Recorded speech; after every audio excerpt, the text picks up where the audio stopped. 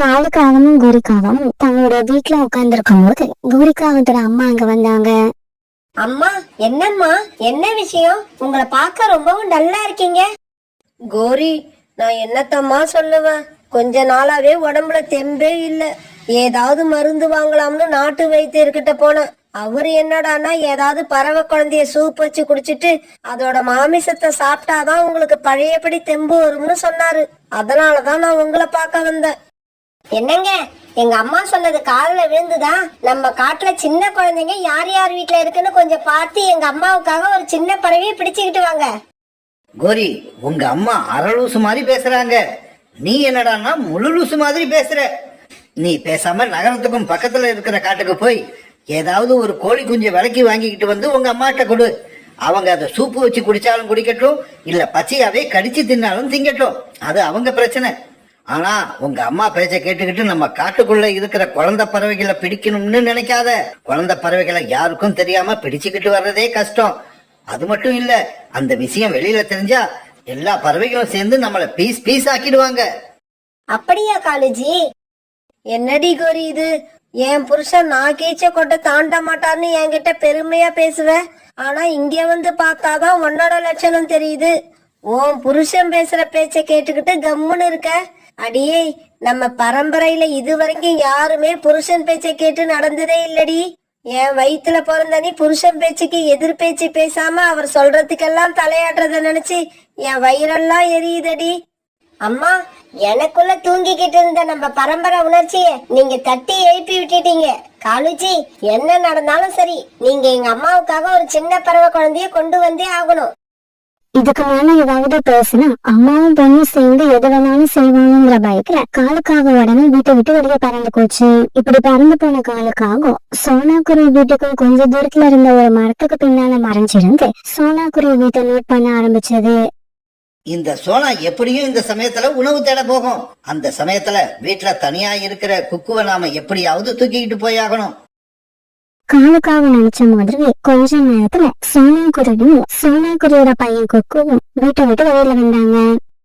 குக்கு, நீ வீட்டுக்குள்ள போய் கதவை தாழ்பால் போட்டுக்கோ. அம்மா போய் உணவு தேடி எடுத்துட்டு வரேன். அம்மா, கொஞ்ச நேரம் வெளியில உட்கார்ந்து வேடிக்கை பார்த்துட்டு அப்புறமா வீட்டுக்குள்ள போறேன். சரி, ஆனா சீக்கிரம் வீட்டுக்குள்ள போயிடு. இப்படி சொல்லிட்டு சோனாக்குருவி அங்கிருந்து உணவு தேட பறந்து போச்சு. இத பார்த்த காலுக்காகும் ரொம்பவும் சந்தோஷப்பட்டுச்சு. பிறகு சோனாக்குருவியோட வீட்டுக்கு பறந்து வர நினைக்கிறப்ப அந்த வழியா பறந்து வந்த ரீட்டா கிளி குக்கு தனியா வீட்டு வாசல்ல உட்கார்ந்து இருக்கிறத பார்த்துட்டு அவன் கிட்ட போச்சு. குக்கு, அம்மா எங்க? நீ மட்டும் தனியா வாசல்ல உட்கார்ந்திருக்க. ஆண்டி, எங்க அம்மா இப்பதான் உணவு தேட போனாங்க. நான் கொஞ்ச நேரம் வேடிக்கை பார்க்கிறதுக்காக வெளியில வந்தேன். இங்க பால் குக்கு, பெரியவங்க யாரும் கூட இல்லாதப்ப இப்படி தனியா வாசல்ல வந்து உட்கார்றது தப்பு. வீட்டுக்குள்ள போய் கதவை சாத்திக்கிட்டு ஜன்னல் வழியா வேடிக்கை பாரு. சரி ஆண்டி, நான் அப்படியே செய்யறேன். இப்படி சொன்ன குக்கு பிறகு வீட்டுக்குள்ள போய் கதவை சாத்திக்கிட்டான். உடனே ரீட்டா கிளியும் அங்கிருந்து பறந்து போயிடுச்சு. யார் குழந்தை எங்க உட்கார்ந்து இருந்தா இந்த ரீட்டாவுக்கு என்ன வந்துச்சு? நல்ல சமயத்துல வந்து என் கழுத்தை அறுத்துருச்சு. இந்த ரீட்டா மட்டும் வரலன்னா குக்குவை தூக்கிக்கிட்டு நான் இந்நேரம் வீட்டுக்கு போயிருப்பேன். இப்படி நினைச்ச காலுக்காகும் அங்கிருந்து பறந்துக்கும் சாகர்புராவோட வீட்டுக்கும் பக்கத்துல இருந்த ஒரு மரத்துல உட்காந்து அந்த வீட்டை கண்காணிக்க ஆரம்பிச்சது.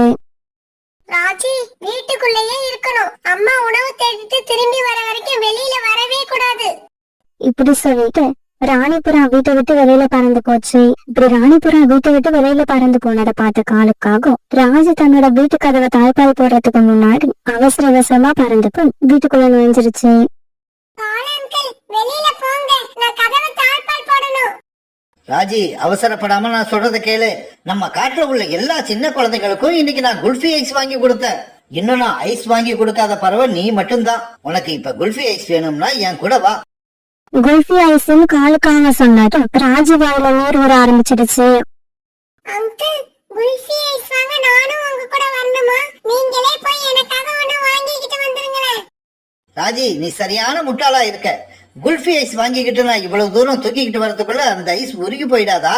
அதனால நீ இப்ப என் கூட வந்தா உன்னை நான் கடைக்கு அழைச்சிக்கிட்டு போய் குல்ஃபி ஐஸ் வாங்கி கொடுப்பேன். அதை அங்கேயே வச்சு சாப்பிட்டுட்டு நீ உடனே வீட்டுக்கு வந்துடலாம்.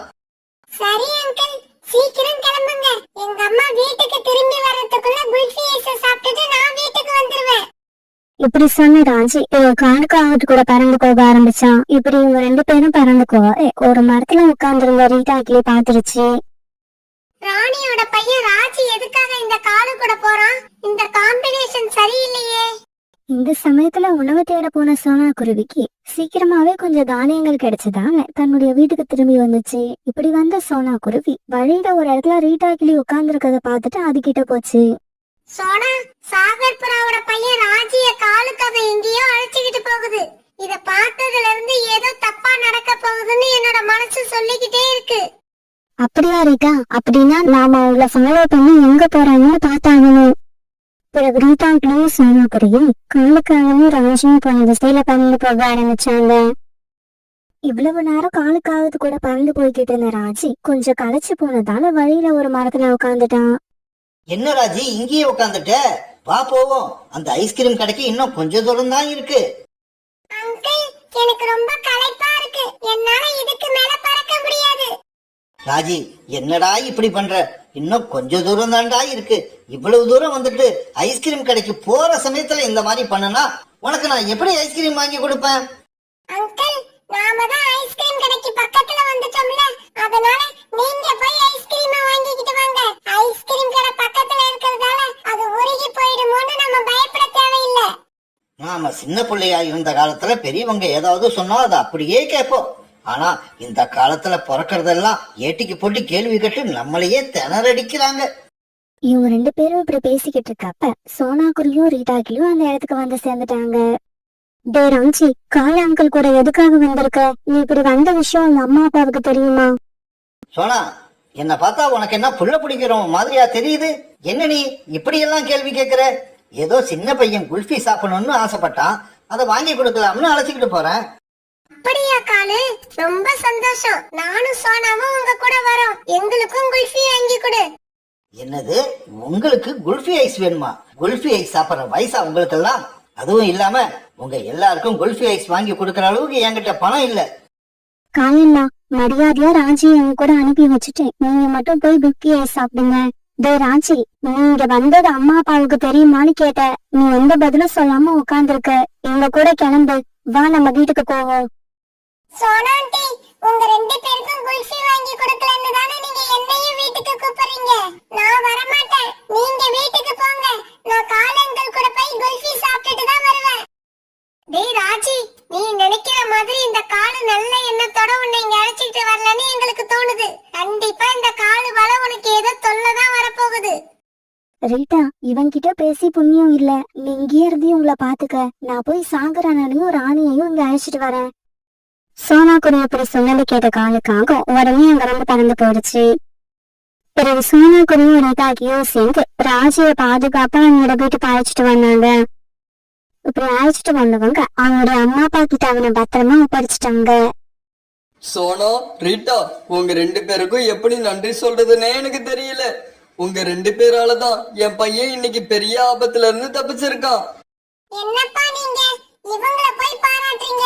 இவங்க 2 பேரும் எனக்கு குல்ஃபி கிடைக்கிறதை கெடுத்துட்டாங்க. அதே சமயம் காலுக்காக ரொம்பவும் டென்ஷன்ல இருந்துச்சு.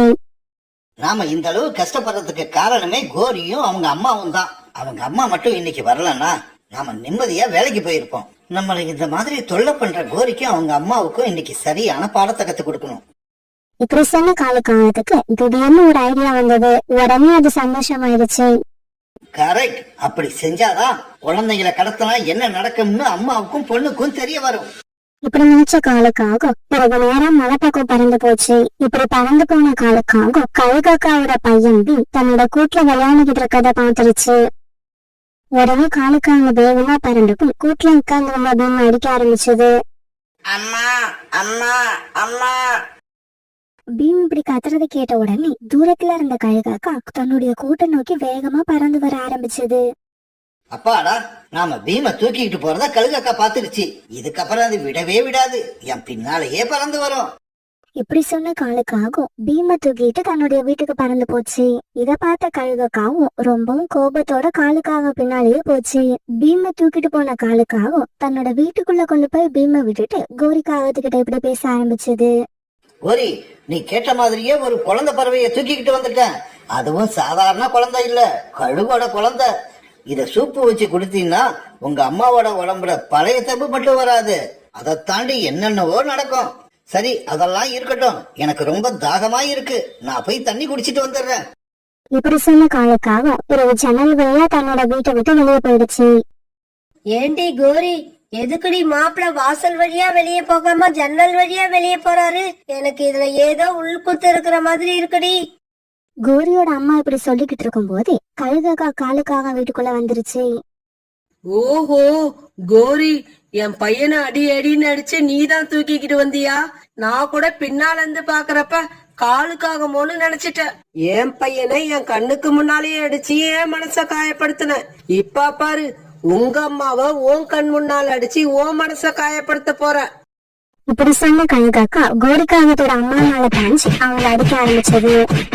இங்க நடந்தது எல்லாத்தையும் ஒரு மரத்து மேல உட்காந்து வேடிக்கை பார்த்துக்கிட்டு இருந்த காலுக்காகும் நீங்க சிரிக்க ஆரம்பிச்சது. குருவி ரொம்பவும் நேர்மையான சுறுசுறுப்பான குருவி. அது தன்னோட வயல்ல தக்காளி, கேரட், கத்திரிக்காய் இப்படி நிறைய காய்கறிகளை பயிர் பண்ணி இருந்தது. அந்த காய்கறிகள் எல்லாம் இப்ப அறுவடைக்கு தயாரா இருந்தது. சோனா குருவி வீட்டுக்கும் பக்கத்துல காலுக்காகத்தோட குடும்பம் வாழ்ந்து வந்தது. காலுக்காகவும் கோரிக்காகவும் வழக்கம் போல மத்தவங்களை ஏமாத்தி தங்களுடைய வாழ்க்கையை நடத்திக்கிட்டு இருந்தாங்க. ஒரு நாள் கோரிக்காகத்தோட தங்கச்சி அகோசி கோரிக்காகத்தை பார்க்க அவங்க வீட்டுக்கு வந்துச்சு. இப்படி வந்த அகோசி கொஞ்ச நேரம் தன்னோட அக்கா கிட்ட பேசிக்கிட்டு இருந்ததுக்கு அப்புறம் கோரிக்காகத்தை பார்த்து இப்படி கேட்டது. அக்கா, வந்ததுல இருந்து பேசிக்கிட்டே இருக்க, சாப்பிட்டியான்னு ஒரு வார்த்தை கேட்டியா? இல்லடி, உன்னை பார்த்த சந்தோஷத்துல அதையே மறந்துட்டேன். சரி, இப்ப சொல்லு, என்ன சாப்பிடுற? அக்கா, எனக்கு இட்லியும் தக்காளி சட்னியும் செஞ்சு கொடு. என்னது, தக்காளி சட்னியா? தக்காளி விக்கிற விலையில இப்ப என்னால தக்காளி சட்னி அரைக்க முடியாது. வேணும்னா ஒண்ணு பண்ணு, பக்கத்துல இருக்க சோனா குருவியோட வயல்ல தக்காளி பயிர் பண்ணிருக்கு. நீ அங்க போய் யாரும் இல்லாத சமயமா பார்த்து ஒரு 4 தக்காளிய பறிச்சுக்கிட்டு வந்துரு. மீதிய நான் பாத்துக்கிறேன். இவ்வளவுதானா? நீ மீதி எல்லாத்தையும் ரெடி பண்ணு, நான் தக்காளியோட வரேன். இப்படி சொன்ன அகோசி உடனே சோனா குருவி வயலை நோக்கி பறந்து போச்சு. அடடா, தக்காளி எல்லாம் நல்லா பழுத்து பாக்குறதுக்கு ஜோரா இருக்கு. இப்படி நினைச்ச அகோசி ஒரு செடியில இருந்த எல்லா தக்காளியையும் பறிக்க ஆரம்பிச்சது. இப்படி பறிச்ச தக்காளியில பழுத்த தக்காளிகளை மட்டும் தனியா எடுத்துக்கிட்டு காய் தக்காளிகளை அங்கேயே போட்டுச்சு. பழுத்த தக்காளியை எடுத்துக்கிட்டு அகோசி கேம்ப் போற நேரத்துல சோனா குருவி அங்க வந்துச்சு. காகமே நில்லு, யார கேட்டுட்டு நீ இந்த தக்காளி எல்லாம் பறிச்ச? நான் யாரையும் கேட்கணும்னு அவசியம் இல்ல. எங்க அக்கா இந்த வயல்ல இருந்து தக்காளிய பறிச்சுக்கிட்டு வர சொன்னாங்க. எங்க அக்கா பேரு என்ன தெரியுமா? கோரி. இங்க பாரு, உங்க அக்கா பேரு என்னவா வேணாலும் இருந்துட்டு போகட்டும். பழுக்காத தக்காளியை எதுக்கு இப்படி பறிச்சு வீணாக்குன? நல்லா பழுத்த தக்காளியில சட்னி அரைச்சாதான் சட்னி நல்லா இருக்கும். எனக்கு அந்த காய்கள் தேவையில்லை, அதனாலதான் கீழே போட்டுட்டேன். இங்க பாரு, உன்னை பார்த்தாலே எனக்கு எரிச்சலா இருக்கு. மரியாதையா இந்த இடத்த விட்டு ஓடிடு. அது எப்படி நான் மட்டும் ஓட முடியும்? தக்காளியை எடுத்துக்கிட்டு தான் ஓடுவேன். இங்க பாரு, இந்த வயல் என்னோடது. இதுல இருந்து நீ தக்காளி பழத்தை பறிச்சதே தப்பு. அதுலயும் காய் தக்காளிய பறிச்சு வீணாக்குனது பெரிய தப்பு. ஆமா, நீ என்ன ரொம்ப ஓவரா பேசிக்கிட்டே போற? எங்க அக்கா பேரை சொல்லி உனக்கு எந்த பயமும் இல்லையா? உங்க அக்கா பேரை சொன்னாலும் நான் பயப்பட மாட்டேன். உங்க தாத்தா பேரை சொன்னாலும் நான் பயப்பட மாட்டேன். போ இங்கிருந்து. என்ன இப்படி சொல்லிட்டல்ல, இப்பவே போய் எங்க அக்கா கிட்ட எல்லாத்தையும் சொல்றேன்.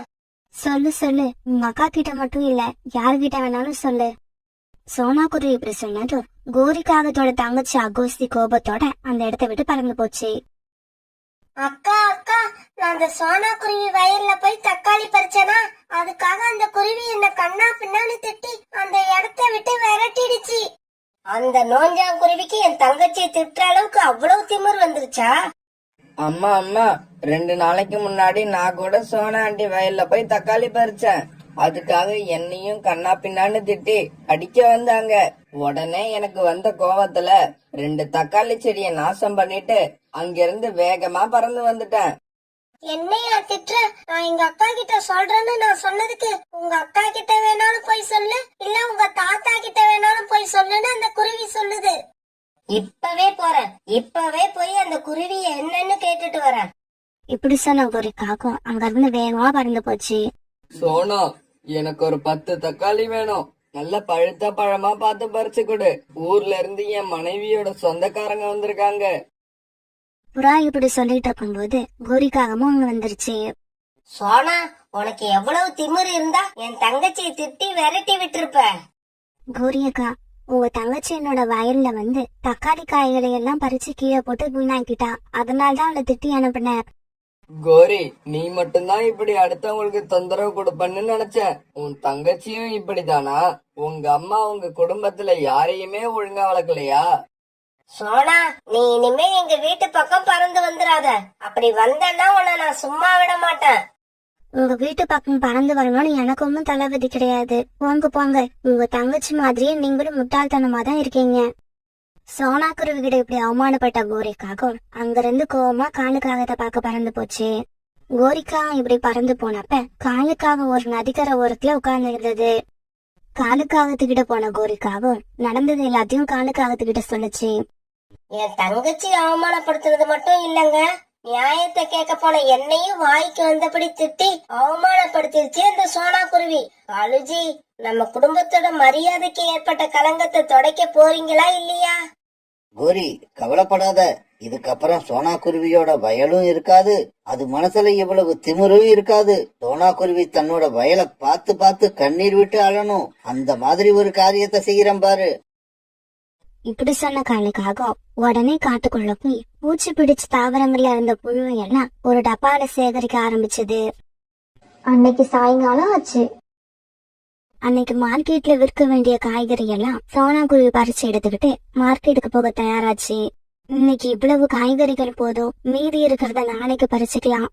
இப்படி நினைச்ச சோனா குருவி பிறகு அந்த காய்கறி தன்னோட தள்ளு வண்டியில ஏத்திக்கிட்டு மார்க்கெட்டை நோக்கி போச்சு. சோனா குருவி மார்க்கெட்டுக்கு போனதுக்கு அப்புறம் சோனா குருவியோட வயலுக்கு வந்த காலுக்காக டப்பால சேகரிச்சு வச்சிருந்த புழுவை எல்லாம் சோனா குருவியோட வயல்ல கொண்டு வந்து விட்டுடுச்சு. காலுக்காகத்தோட குடும்பத்துல தகராறு வச்சுக்கிட்டா என்ன நடக்கும்னு சோனா குருவிக்கு இன்னைக்குதான் தெரிய போகுது. காலுஜி, போன விஷயம் என்னாச்சு? நல்லபடியா முடிஞ்சிருச்சா? மாமா, அந்த சோனா குருவி கண்ணீர் விட்டு கதறி அழணும். அத நான் பாக்கணும். அப்பதான் என் மனசுல உள்ள ஆத்திரம் அடங்கும். அப்படியா? அப்படின்னா நாளைக்கு காலையில சோனா குருவியோட வயலுக்கு போய் பாருங்க. தன்னோட வயல் இருக்கிற நிலைமைய பார்த்துட்டு சோனா குருவி கண்டிப்பா கண்ணீர் விட்டு கதறி அழும். மறுநாள் பொழுது விடிஞ்சிச்சு. மறுநாள் காலையில தன்னோட வயலுக்கு வந்த சோனா குருவி வயல் இருந்த நிலைமைய பார்த்துட்டு கண்ணீர் விட்டு அழுதுது. இந்த புழுக்கள் எல்லாம் எங்க இருந்து வந்ததுன்னே தெரியல. என்னோட காய்கறி செடியெல்லாம் ஒரே ராத்திரியில பாழாக்கிடுச்சு. என்னோட 3 மாசம் உழைப்பு அப்படியே வீணா போயிடுச்சு. இந்த தடவை விளைச்சல் நல்லா இருந்ததால காய்கறிகளை எல்லாம் வித்து கிடைக்க போற பணத்துல சொந்தமா ஒரு நல்ல வீடு கட்டணும்னு நினைச்சேன். என் கனவெல்லாம் கலைஞ்சு போச்சு. சோனா குருவி இப்படி அழுவதையெல்லாம் கோரிக்காகவும் அது தங்கச்சியும் கொஞ்சம் தூரம் தள்ளி இருந்த ஒரு மரத்துல உட்காந்து சந்தோஷமா பார்த்து சிரிச்சுக்கிட்டே இருந்தாங்க.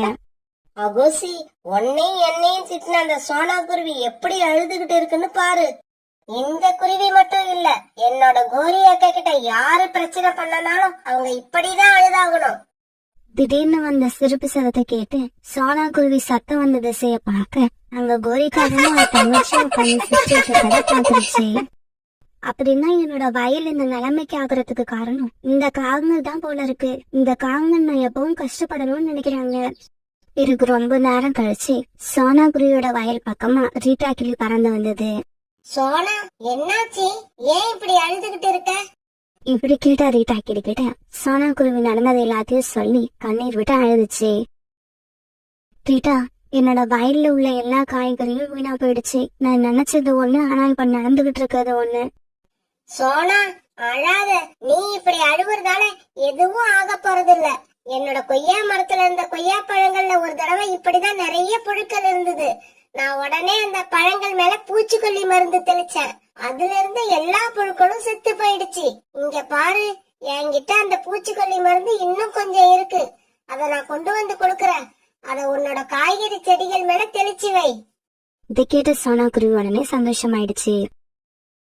பிறகு தன்னோட வீட்டுக்கு போன ரீட்டா கிளி அந்த பூச்சி மருந்து பாட்டில் எடுத்துட்டு வந்து சோனா குருவி கிட்ட கொடுக்க சோனா குருவி அந்த பூச்சி மருந்த தன்னோட வயல் பூரா தெரிச்சது. இங்க பாரு சோனா, இன்னும் 2 நாளைக்கு எந்த காய்கறியும் பறிச்சு நீ உபயோகப்படுத்தாத. 2 நாளைக்கு அப்புறம் எல்லாம் சரியாயிடும். ரீட்டா, என்னோட காய்கறி செடிகள்ல உள்ள எல்லா புழுக்களும் இறந்து போயிடுமா? 2 நாள் கழிச்சு பாரு, உன்னோட வயல் பழையபடி வந்துரும். கோரி பாத்தியா, நான் சொன்னபடியே சோனா குருவிய கதறி கதறி அள வச்சுட்டேன். அகோசி, உங்க மாமா இப்படி இருக்கிறதாலதான் உங்க மாமாவை பார்த்து இந்த காட்டுல உள்ள எல்லா பறவைகளும் ரொம்ப பயப்படுவாங்க. என்னோட மாமான்னா சும்மாவா, சொன்னத சொன்னபடி நடத்தி காட்டிட்டாரு. இதே சமயம் தன் நண்பர்கள் கூட விளையாடுறதுக்காக ஜக்கு வீட்டை விட்டு பறந்து போனான். இப்படி போன ஜக்கு சோனா குருவியோட வயல்ல உள்ள தக்காளிய பார்த்துட்டு அங்க போய் உக்காந்தான். சோனா குருவி அந்த சமயத்துல பூச்சி மருந்து தெளிச்சுட்டு தன்னோட வீட்டுக்கு போயிருந்தது. இந்த வயல்ல இப்ப யாரும் இல்ல, நமக்கும் ரொம்ப பசிக்குது. நாம 2 தக்காளிய சாப்பிட்டுட்டு 4 செடிய நாசம் பண்ணிட்டு அதுக்கப்புறம் விளையாட போகலாம். இப்படி நினைச்ச ஜக்கு பூச்சி மருந்து தெளிக்கப்பட தக்காளிய பறிச்சு அவசர அவசரமா சாப்பிட ஆரம்பிச்சான். இப்படி சாப்பிட ஆரம்பிச்ச ஜக்கு பிறகு அப்படியே மயங்கி விழுந்துட்டான். இப்படி மயங்கி விழுந்த ஜக்கு அங்கேயே தன்னோட உயிரை விட்டுட்டான். ஜக்கு இப்படி இறந்து கிடக்குற விஷயம் காவங்களுக்கும் தெரிய வந்துச்சு. உடனே காணுக்காகவும் கோரிக்காகவும் அந்த இடத்துக்கு ஓடி வந்தாங்க.